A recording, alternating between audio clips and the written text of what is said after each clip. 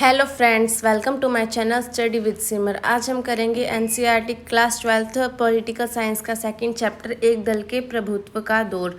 तो आइए स्टार्ट करते हैं। हमने फर्स्ट चैप्टर में पढ़ा था कि भारत को जब आज़ाद हुआ था किन किन चुनौतियों और किन किन परिस्थितियों का सामना करना पड़ा था। उसके बावजूद भी वो आज़ाद हुआ, उन्होंने एक राष्ट्र बनाया और उसमें जो राज्य थी उसकी सीमा का निर्धारण किया।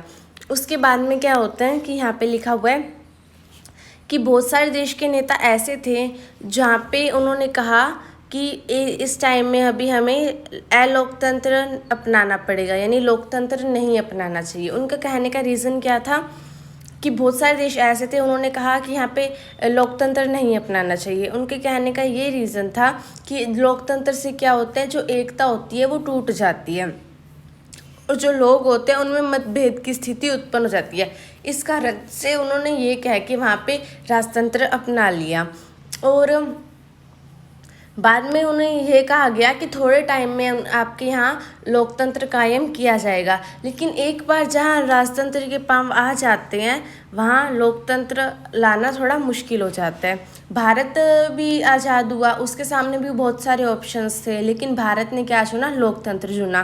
क्योंकि जो भारत के जो नेता थे वो जो राजनीति को समस्या के रूप में नहीं देखते थे बल्कि समस्या के समाधान के रूप में देखते थे। इस कारण से उन्होंने वहाँ पे लोकतांत्रिक राजनीति चुनने का फैसला किया। इससे आने वाला भविष्य भी अच्छा होगा, इसलिए उन्होंने सोच के चुना। क्योंकि राजनीति में जो किसी एक ही तबके का भला नहीं होता बल्कि सभी का होता है लोकतंत्र में।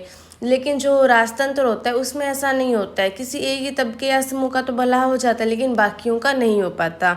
इस कारण से भारत में लोकतांत्रिक राजनीति चुना गया। हम सभी जानते हैं कि 26 नवंबर 1949 को भारत का संविधान था वो अंगीकृत हुआ और 24 जनवरी 1950 में उस पर सभी ने हस्ताक्षर कर दिए और 26 जनवरी 1950 में वो लागू कर दिया गया। अब उसे लागू कर दिया लेकिन अब उसे ज़मीन पर उतारने की बारी आ चुकी थी। ज़मीन पर उतारने के लिए यानी व्यवहार में लाने के लिए सबसे पहले चुनाव करवाने की आवश्यकता थी, क्योंकि चुनाव होंगे तभी कोई काम हो पाएगा। तो इसलिए सबसे पहले भारत में 1950 में के जनवरी में चुनाव आयोग का गठन किया गया और जो सुकुमार सेन थे वो पहले चुनाव आयुक्त बने। पहले चुनाव आयुक्त कौन बने? सुकुमार सेन। अब पहले तो ये माना गया कि 1950 में ही भारत में चुनाव हो जाएंगे, लेकिन जब चुनाव आयोग ने ये देखा कि भारत इतना बड़ा देश है और उसमें इतनी ज़्यादा जनसंख्या और अभी तक हमने सूची वगैरह भी नहीं बनाई है, इस कारण से उन्होंने थोड़ा इसे कठिन माना और लेकिन फिर भी वो स्टार्ट हो गए। और यहाँ पे दो चीज़ उन्हें स्टार्टिंग से करनी पड़ी। पहली बात ये थी जो चुनाव क्षेत्र का जो सीमांकन था वो नहीं हुआ था, वो भी करना जरूरी था। और दूसरा था मतदाता सूची को तैयार करना। मतदाता सूची क्या होता है? वयस्क व्यक्ति जो मतदान दे सकता है उनको एक लिस्ट में नाम लिखना, वो मतदाता सूची कहलाता है। अब उन्हें मतदाता सूची भी तैयार करनी है। अब तैयार करके हम मतदाता सूची को देखा गया तो ये पाया गया कि जो 40 लाख महिलाएं हैं उनके नाम ही नहीं लिखे गए हैं। किसी का नाम अला की बेटी, किसी का नाम फलां की बीबी, मतलब उनका एक पर्टिकुलर नाम नहीं लिखा गया है। इसे जो चुनाव आयोग था उसने मानने से मना कर दिया कि हम इसे ऐसे नहीं मानेंगे, क्योंकि हर एक व्यक्ति की पहचान होती है, उसका कोई ना कोई उसका अस्तित्व होता है। इस कारण से उन्होंने मानने से मना कर दिया और फिर वापस से लिस्ट तैयार करी गई जिसमें सभी व्यक्तियों के नाम उनका जो रियल नाम है उसके नाम से आना जाना चाहिए। बाद में ये पाया गया कि भारत में जो मतदाता है वो 17 करोड़ है और जिनमें से सिर्फ 15% है वो ही साक्षर है, बाकी सारे अशिक्षित हैं। और उस टाइम में ये मानना जाता था कि जो गरीब और अनपढ़ देश है उसमें लोकतंत्र नहीं करवाया जा सकता, लोकतंत्र के परिणाम अच्छे नहीं आते हैं। और उस टाइम में भी यूरोप जैसे देशों में ही चुनाव करवाया जाता था, वहाँ पे भी जो महिलाएं थीं उन्हें मतदान का अधिकार नहीं दिया गया था। लेकिन भारत में क्या अपनाया गया? सार्वभौमिक वयस्क मताधिकार अपनाया गया। इसका क्या मतलब है? सभी को मतदान करने का अधिकार है जो वयस्क है। सभी वयस्क को मतदान करने का अधिकार है, चाहे वो स्त्री हो चाहे वो पुरुष हो, उन्हें उतना ही मतदान करने का अधिकार मिलेगा, उनका अगर मतदाता सूची में नाम दर्ज है तो। अब ये हो तो गया, अब हर जगह इसकी आलोचनाएं की गई कि नहीं हो पाएगा, नहीं हो पाएगा। अगर हम देखें, हिंदुस्तान संपादक ने कहा है कि ये इतिहास का सबसे बड़ा जुआ है, और ऑर्गेनाइजर नाम की पत्रिका में कहा गया है कि जवाहरलाल नेहरू अपने जीवित रहते और ये देख लेंगे और पछताएंगे कि भारत में सार्वभौमिक मताधिकार असफल रहा। मतलब हर जगह इसकी आलोचना की गई, हर जगह इसकी बुराई की गई कि भारत में ये नहीं हो पाएगा, इसके परिणाम अच्छे नहीं आएंगे वगैरह वगैरह। अब आखिर में क्या हुआ कि चुनाव कराना स्टार्ट तो कर दिया, लेकिन चुनाव को 2 बार स्थगित किया गया। आखिरकार 1951 के अक्टूबर से फरवरी के 1952 तक चुनाव हुए, यानी 1952 को चुनाव खत्म हो गए, इसलिए इसे 1952 का चुनाव कहा जाता है। और बाद में सीटें वगैरह गिनी गई, कौन जीता कौन हारा सब कुछ गिना गया। इसमें कुल 6 महीने का टाइम भी लगा, और जो चुनाव में हारे थे उन्होंने भी इससे कहा कि ये निष्पक्ष चुनाव हुए, यानी बिना किसी पक्ष के चुनाव हुए हैं, ये सही चुनाव है। सभी आलोचकों का मुंह बंद हो गया जो कह रहे थे कि भारत में चुनाव नहीं हो पाएंगे, यहाँ पे जोखिम भरा होगा, इसके परिणाम अच्छे नहीं आएंगे। सभी का मुंह बंद हो गया क्योंकि भारत ने अब चुनाव करवा लिए थे। यहाँ तक कि जो टाइम्स ऑफ इंडिया है उसमें भी कहा गया, उन सभी आलोचकों के संदेह पर पानी फिर गया है जो सार्वभौमिक मताधिकार की शुरुआत को इस देश के लिए जोखिम का सौदा मानते थे।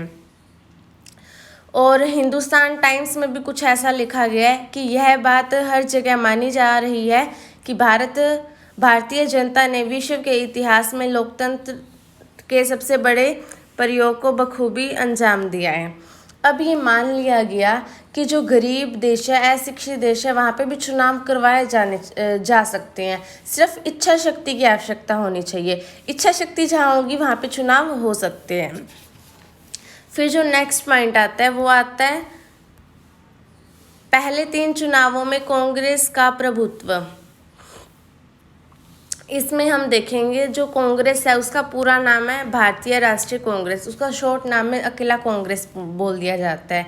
तो पहले जो 3 चुनाव हुए थे उसमें कांग्रेस जीतती थी, और इसके बहुत सारे रीज़न थे क्योंकि जो कांग्रेस थी वो आज़ादी से पहले की बनी हुई पार्टी थी, इस कारण से भी जीत हुई।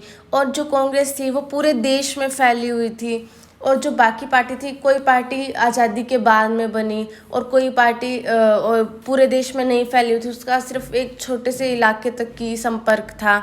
और बाद में जो कांग्रेस पार्टी थी उसमें खुद जवाहरलाल नेहरू थे जो एक लोकप्रिय नेता थे, इस कारण से भी उनकी जीत मानी जाती है कांग्रेस पार्टी की।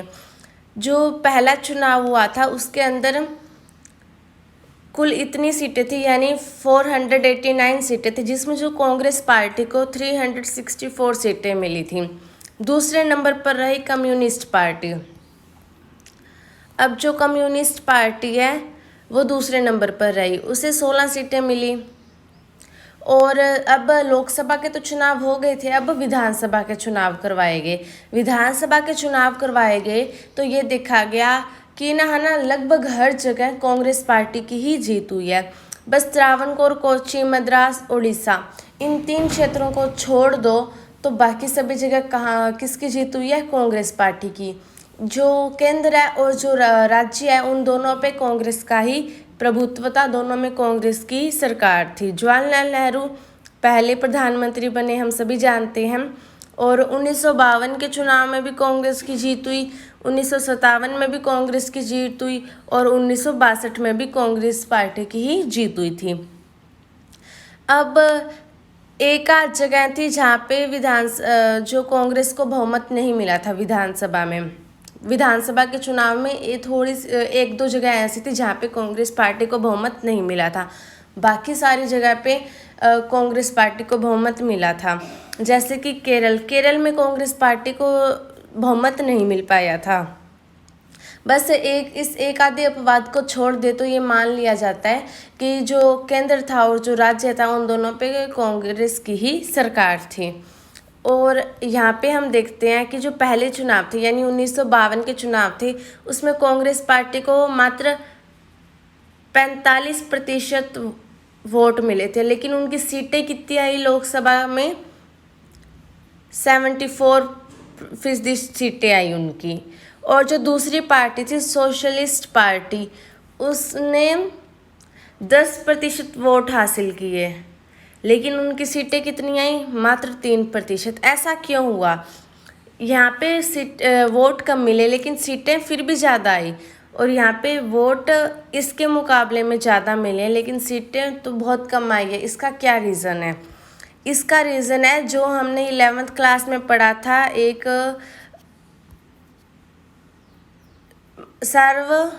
सर्वाधिक वोट पाने वाले की जीत। ये हमने पढ़ा था 11th क्लास में, जिसके सबसे ज़्यादा वोट होंगे वो ही जीतेगा। इसमें इसके अंतर्गत क्या होता है, चुनाव होते हैं, चाहे एक पार्टी एक वोट से जीती है, चाहे कोई पार्टी 100 वोट से जीती है, तो भी उसकी जीत उतनी ही मानी जाएगी, क्योंकि इसमें अनुपात नहीं देखा जाता है। सिर्फ वोट हासिल करने में सबसे ज़्यादा जिसके वोट आ जाएंगे वही जीत यानी विजेता हो जाएगा। इसमें जो अनुपात होता है वो नहीं निकाला जाता है। तो अब यहाँ पे मैंने कुछ पॉइंट्स करा दिए हैं। हमारा फर्स्ट पार्ट कंप्लीट हो गया है। नेक्स्ट पार्ट में जो हम करेंगे वो हम करेंगे कांग्रेस के प्रभुत्व की प्रकृति और विपक्षी पार्टियों का उद्भव। ये 1-2 पॉइंट हमारे कुछ रहते हैं, उसके बाद में हमारा चैप्टर ख़त्म हो जाएगा। देखने के लिए धन्यवाद। बने रहिए हमारे साथ। इससे लाइक, शेयर और कमेंट करना न भूलें।